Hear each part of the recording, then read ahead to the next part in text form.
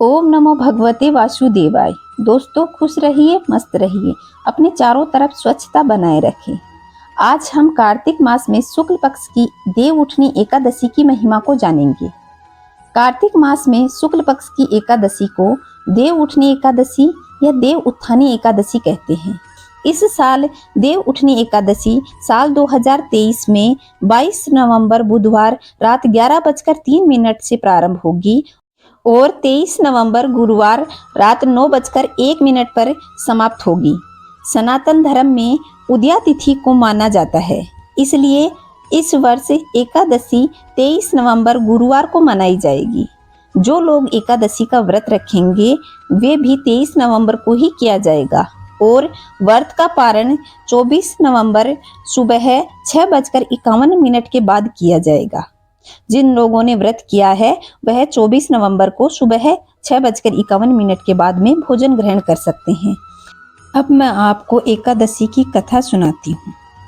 एक राजा था, उसके राज्य में प्रजा सुखी थी।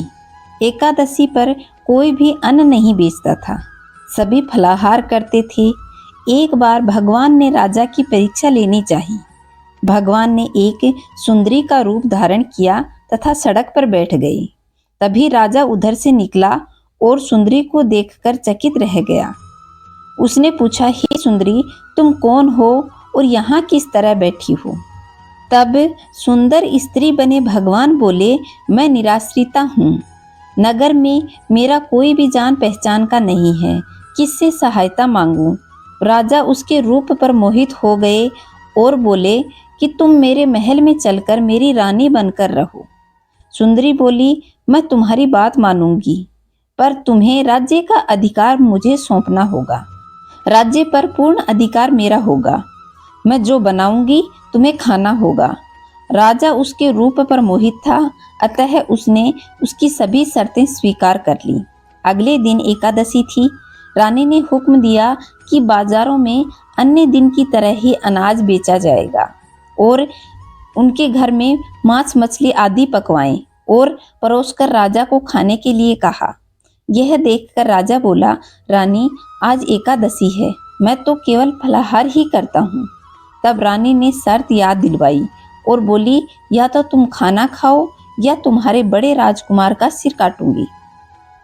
राजा अपनी स्थिति को बड़ी रानी से कही तो बड़ी रानी बोली, महाराज, धर्म न छोड़े, बड़े राजकुमार का सिर दे दे। पुत्र तो फिर मिल जाएगा पर धर्म नहीं मिलेगा। इसी दौरान बड़ा राजकुमार खेलकर आया। माँ की आंखों में आंसू देखकर वह रोने का कारण पूछने लगा तो माँ ने उसे सारी वस्तु स्थिति बता दी। वह बोला, मैं अपना सिर देने के लिए तैयार हूँ, पिताजी के धर्म की रक्षा करूँगा, जरूर करूँगा। राजा दुखी मन से राजकुमार का सिर देने को तैयार हुआ। रानी के रूप धारण किए हुए विष्णु भगवान प्रकट हुए और राजा से असली बात बताई। राजा, तुम इस कठिन परीक्षा में पास हुए। भगवान ने प्रसन्न होकर राजा से वर मांगने को कहा तो राजा बोला, आपका दिया सब कुछ है, हमारा उद्धार करें। उसी समय वहां एक विमान उतरा और राजा अपना राज्य पुत्र को सौंप करके विमान में बैठकर परम धाम को चला गया।